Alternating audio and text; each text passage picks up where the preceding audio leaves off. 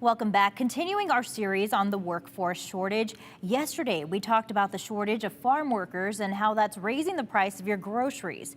Well, today, it's a shortage of folks working at restaurants and how that's raising the cost of your breakfast, lunch, and dinner out. The Bureau of Labor Statistics says the rate of people quitting their restaurant jobs in America was at 5.7% in September. That's the highest of any industry and more than double the average for all other industries. It translates to more than 700,000 people quitting their restaurant jobs just last month.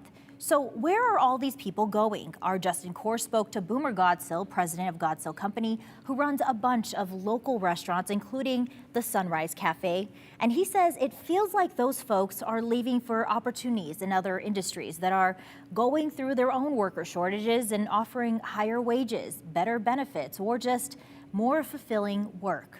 Godsill also says this shortage is tougher on local restaurants as opposed to national restaurants, which is why some local places are cutting hours, services, or just shutting down.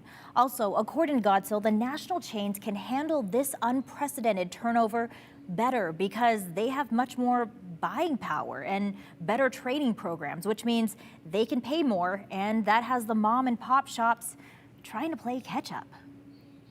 So now that McDonald's and those guys are paying $15, $16 an hour, places like us, sit-down restaurants, the small mom and pops, we have got to compete with that, which we never had before as far as the $15, $16 an hour for dishwashers and prep cooks and cooks, and it all kind of progresses higher as you go up. It's forcing us to pay the wage to get the workers because we need them, but then also to raise our prices at the same time. Yeah, it's definitely a tough time, especially for those mom and pop shops. And they're not alone. According to the Bureau of Labor Statistics, the average wage in the U.S. for restaurant workers has gone up almost $7 in the past decade. Godsill says that's a tough thing to manage because if they're bumping up wages, they're going to bump up menu prices to cover that. And what does that look like though, in raw numbers?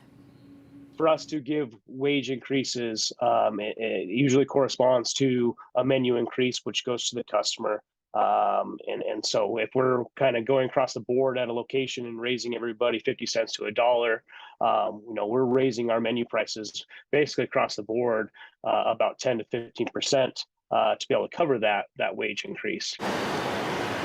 And Godsill adds there's a point where you increase prices enough that people stop coming in and you have to close down. Not that any of his places are doing that right now, but other local restaurants have. And he adds he is looking at making a specific change like a lot of other businesses have already made to try and attract and keep workers. And we'll have more on that tomorrow during Wake Up Idaho.